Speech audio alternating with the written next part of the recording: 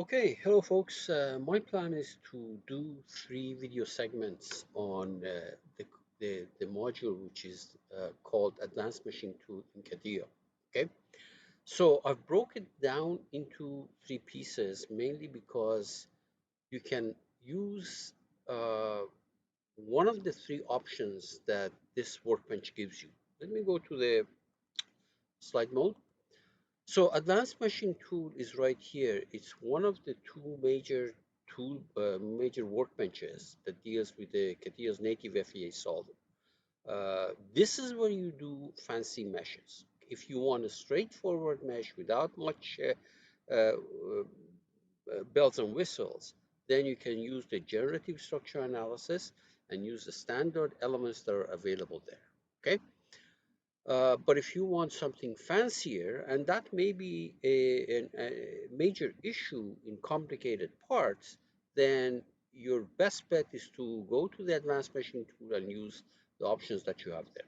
So when you go there, you can do beam elements, you can do shell elements, or you can do solid elements. However, there's a variety of options that are available here to you that are not available in the standard generative structure analysis workbench.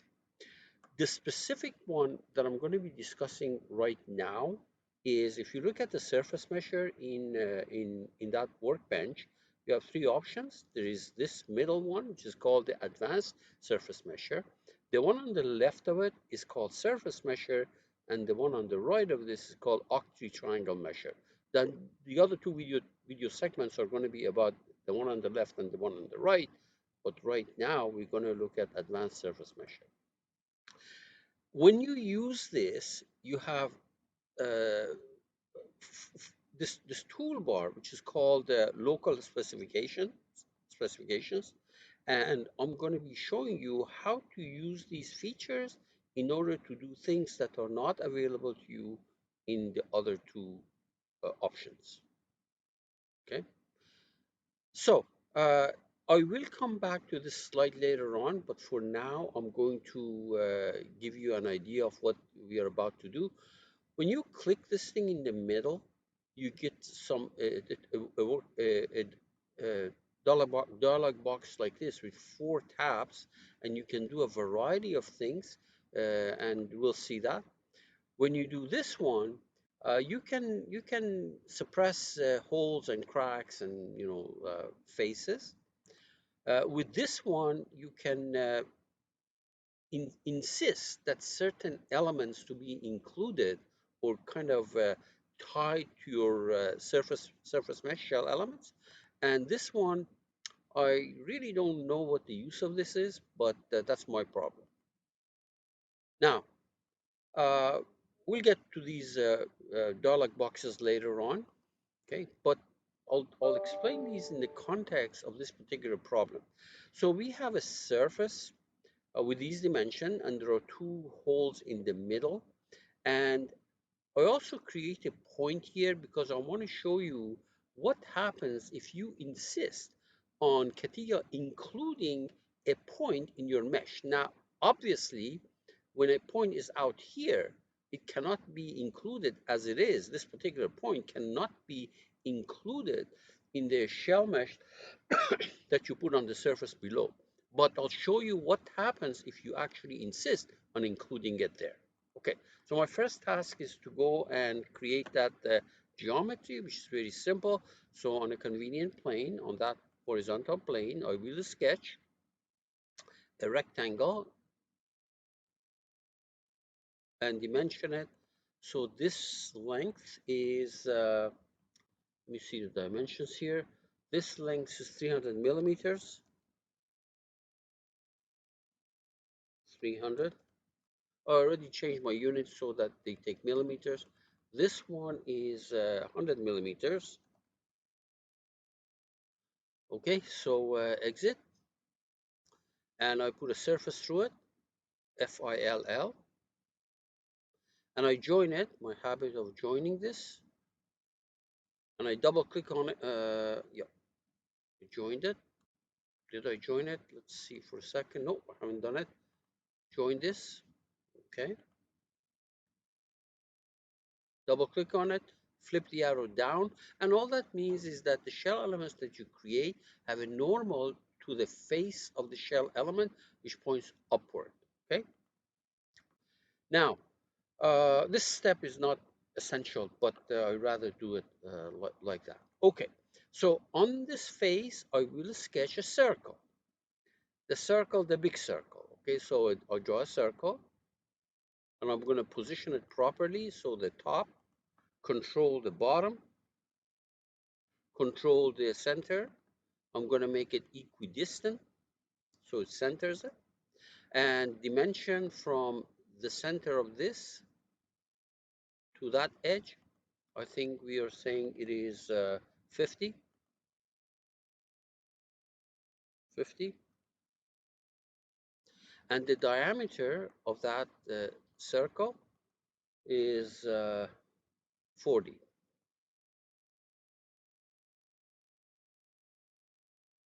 Exit. We created that circle there, and then I'm going to use a split right there. There's a split. See that? Split. It says the element to cut is that surface.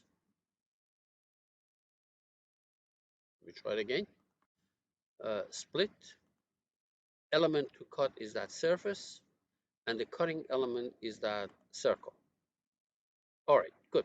Now we draw another circle on this. So another circle. We draw it. Okay, once again, top, control bottom, control the middle point, which is the center of the circle. You make it equidistant, and dimension from this center to that edge or the center of this circle, it really doesn't matter. So I will make it to this is going to be 150 millimeters. Okay, the diameter of that particular circle is, based on the drawing that I have, is 20. Okay, exit. And once again, I'm going to split. We cancel that. Split. Element to cut is that join, that surface, and the cutting element is this other circle. Okay, very good.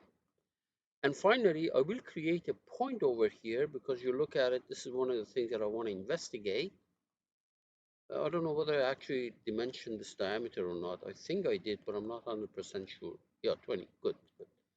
So then I'm going to create a point, and I'll give you some arbitrary coordinates right now, but later I'm going to investigate what happens as you change that coordinate. And I'll give it a height too. Notice that the point, I insist that not be uh, on the surface to begin with. We're going to change that if necessary. We will change it. Let me move it further up so that you can see it better.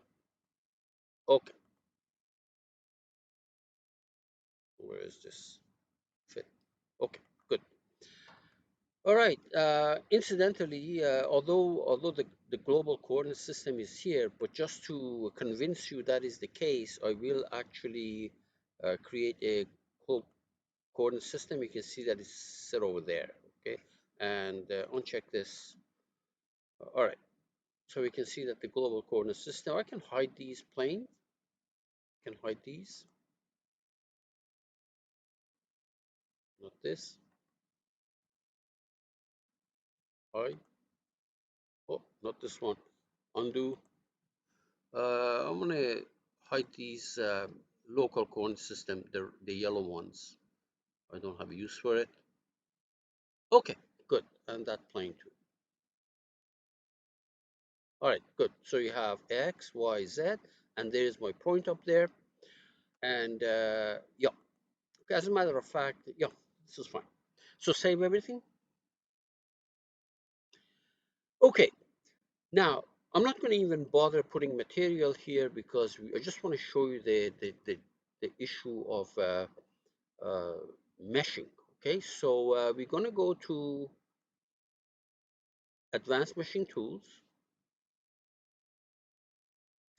Okay, and notice that here's the surface mesher, and we have the standard this is surface meshing. We have the surface mesher, advanced surface mesher, and the octave triangle mesher. This is the one that we're investigating. I click on it. It says, okay, select the geometry. I want to mesh this guy. Okay. Now, first of all, when you get this, you have some option. There are two tabs here, mesh and geometry. When you look at the mesh, and this is the slide that I skipped here, there's the mesh tab and there's the geometry tab. So let me remind you what these things are. When you check this thing, it'll try to make all the elements as quad. Okay, there may be situations that it cannot be done for whatever reason, but it's going to make an attempt. And parabolic versus linear, and the mesh size. Okay, I'm going to use for now mesh size of. Remember that the diameter of this circle was 40. So let me make this thing about 10 for now. 10, 10. Okay, and parabolic. And then the second tab allows you to actually or overwrite. Let me see now. Uh,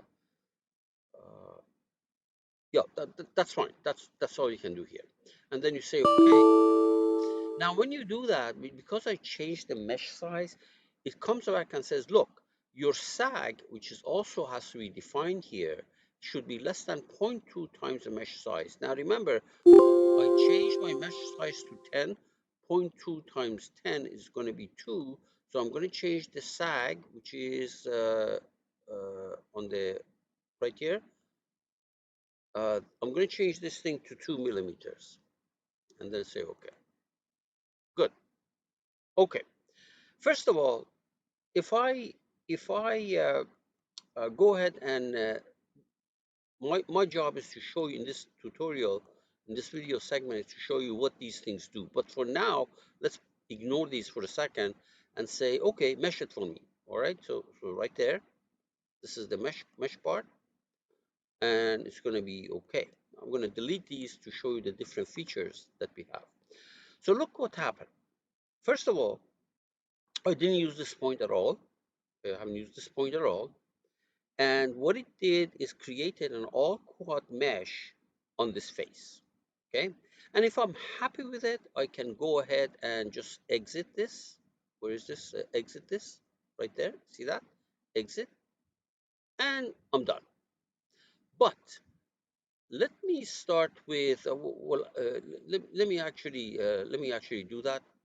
Exit. Okay. So you can see that the mesh has been created. And now I'm going to say, okay, so I don't want to use this. I'm going to say delete it. Delete it. Okay, let's do it again.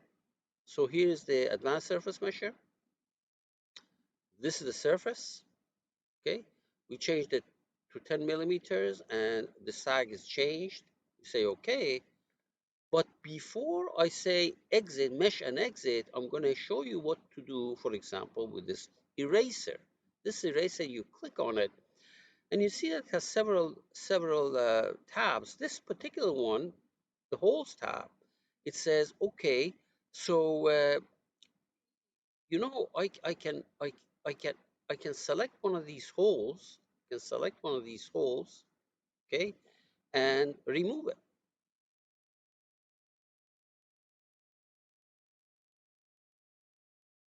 And there, you see that? That hole is not going to get meshed. Okay. Now, if I undo this, or let me actually exit. You see what happened? It actually ignored that hole. So let me get back here, and you want to keep the simplified geometry? Yes. Okay. So a few things that I can do here is this says see clean hole. So you click on it. Maybe I better not go there. So I'm going to exit. I'm going to delete this and do it again. Okay, so let's go back here. Advanced surface mesher. You select this and say okay. And now you can go, for example, delete both of these holes. So you clean, it's called boundary simplifications. You say, okay, so I'm going to select this, and I'm going to select that, both of them, and I say, okay, and measure. See that? Both of these are gone. All right, so let's delete this, exit, delete this, back into it again. So I'm going to click on Advanced Surface Measure. You select that. These numbers I'm not going to change. And then I'm going to say, okay, you see this guy? You see this guy? This says add remove constraints. So when I select this, this thing pops up and there are several tabs to it. The two that we're specifically interested in this particular tutorial video is curves and points. Right now, I don't have a curve, so I'll say point, and I'm going to select this point. In other words, I'm saying, hey, look, immediately it projected it down there. When I selected this, because I'm fooling around with the meshing of the surface, immediately it does the projection of that on that surface, projected it. And we say, okay, and now when I mesh it, this point will be one of my nodes. There was no guarantee that it was there before, but let me click on it. You see this? This point became one of my nodes. Now, the reason that you may want to do that is if you wanted to apply a force on a particular node, for example, CATIA will not let you do that unless you have asked for that node to be included as I showed you, okay? In other words, what I did, I projected this point down here, and it did it automatically for me. Now, this coordinate was, if this point is to be on that surface, this is ridiculous to give it a height. I could have created that point on that surface so that everything would have been okay. There's no projection because if that point is on that surface, there's no issue about talking about projection. So you can see what it did. Okay, so exit. Okay, so let me delete this. Let me delete this. Okay, the mesh is gone. Now, I'm going to do something else. I'm going to draw a curve here. I'm going to draw a curve on the surface. So in order for me to do that, obviously I have to go to generative, I have to go to the part. And on that face, I will sketch. I'll sketch, I don't know, maybe a spline like that. Exit. Okay. So back to the advanced meshing tools, advanced surface measure. You select that just like before. I'm going to change the numbers the same as before. Okay, so here, first of all, I'm going to insist that this point be included. Okay, so I'm going to insist this point be included. So immediately, because it's not on the surface, it's going to project it. Make sure that this is included. And this, where is that? Oh, on the curves tab, you select the curves tab, and I insist that this curve to be included my nodes. So I'm going to select this and say okay, and measure. So look at what happened. First of all, that node, the projection of that node, of that point is one of my nodes. You can see that right here. Let's see for a second. The projection of that point is this red dot. Later on, if you want, you can restrain this point. You can restrain this thing. Oh, it's a node. You can put the load on it. You can restrain it. But without doing that, you cannot use it as a place where you put a force or a displacement. The other thing is that when I selected this curve, what it did, it made sure that the edges of the element actually take that into consideration. Okay, so we say okay. So let me go back here and delete this. Well, first of all, we can exit. By the way, you can remove this by clicking on that guy. Remove the mesh, sorry, remove the mesh. Okay, so it's gone. Okay, and I can exit. All right, let's try one more time. You click on advanced surface measure. Things like this, you cannot do it with the fellow on the left and the fellow on the right that we're going to do later on. Okay, so the surface is selected.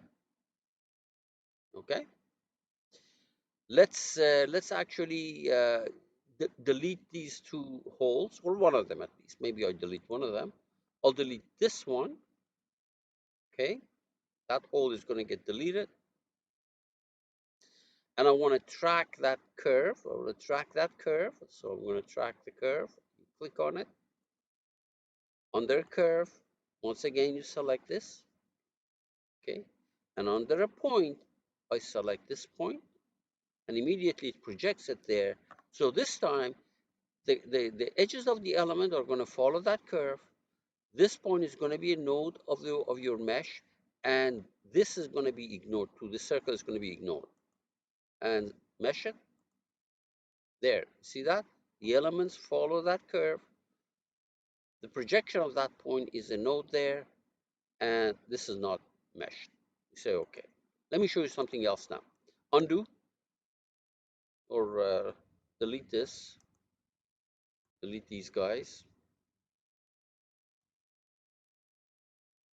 I have to exit this first, okay? Exit, delete everything that I've done here. Delete and delete.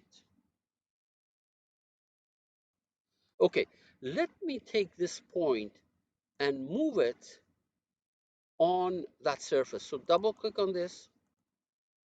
Okay, double click on it. Change the coordinate of it to 0.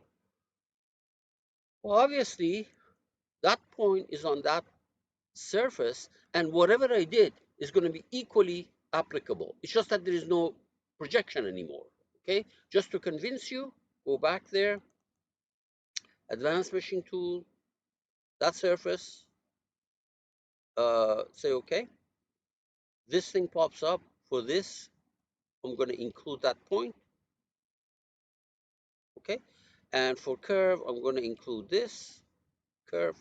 All right, and mesh it. You see that? This point is included because the projection of it is actually itself, and the curve is included. Cancel, exit, delete this, because I want to show you something else. Delete. Okay, this point that I brought it down here, let me put it back where it was. It was further up. It was, I don't know, maybe 60, 60, something like that. But then I'm going to move it off this plane. So I'm going to move it in the negative y direction, so that it's no longer sits right above that plane. Let me move it a little bit further. There. So let's see what happens now when we ask for this point to be included. Okay. All right. So go back to the advanced meshing tools, advanced surface mesher. Select that surface. Say okay. Include that point. Points. Make sure you take the points tab. Include that point. Okay. And if you're wanting, you can include the curve. All right, fine. Include the curve, this curve. That's not important. That curve is just, to show you what I'm about to do. You don't need this curve. And then you say, okay, mesh it. So the question is, what happened? What is the projection? There is no projection. What happened is that it found a point that has on the surface that is closest to this point. And that's right there. See that? Right there. So instead of projecting it down, it actually found a point on the surface that is closest to this point, which is right there, right in that location, and made sure that this point is a node. And of course, the rest of it is the same. One other thing before I go ahead and tell you a little bit more about this. Notice that these there is yellow and there is red here. That means the condition, the condition of these elements are not good. Red means it's pretty bad, and you can see that it's highly distorted. Actually, yeah, it's not good to have an element with an angle which is close to pi. This is almost pi, almost 180 degrees. and you also have angles here which are close to 180, close to 180. Here, this is close to 180. Not as bad as this, but so you really shouldn't have elements like this. You should try to modify these things. Now, what I wanted to show you, there was one other thing that I wanted to show you. Yeah. So, but by the way, the purpose here was to convince you that if the node is not on that surface, immediately on that in that surface or on top of that surface, you can still do it. But what it does, it goes find a point on the surface closest to that point and includes that as one of my nodes. Okay. So have I discussed everything that I wanted here? Well, we talked about these. I showed you what these tabs are. Now Yeah, I didn't discuss the issue of edge and vertex, and the reason is that we don't need it here because we created the model in CATIA, the surface in CATIA. We always have access to our curve or point. Now, in case this mesh came from, or this surface, in case this surface came from a different software where points and curve are not there, but they're edge and vertices, then you can do the same kind of thing using these two tabs. Okay, so yeah, we pretty much did everything that we wanted to do that. Oh, the only thing that I forgot to tell you is that minimum this. Uh, let me go back here. Let's go back here before I leave this. So let's delete this. Yeah. First of all, we exit the workbench. I'm going to delete this. Okay. So once again, I click on this advanced surface measure. I select that. If you select this other tab, geometry, notice that you can also avoid holes by putting a minimum size hole here. So let me put here anything. Let's say this says minimum hole size. So let me make this thing 5. Well, actually not 5. Let me make it uh, 50. Okay, minimum hole size. Now I don't know whether it's radius or diameter. We'll find out. So it says basically anything that is below this ignore. Now I did it differently. I used that eraser, but let's see how this thing works. Yeah, you see that? It says anything that's below that 50, the diameter, and that seems to be the diameter, I think. Below the 50, just ignore, go over it. Okay? So we didn't do it like this. We used the eraser here to basically exclude holes. Okay? Okay, we manually said, okay, exclude this or exclude that.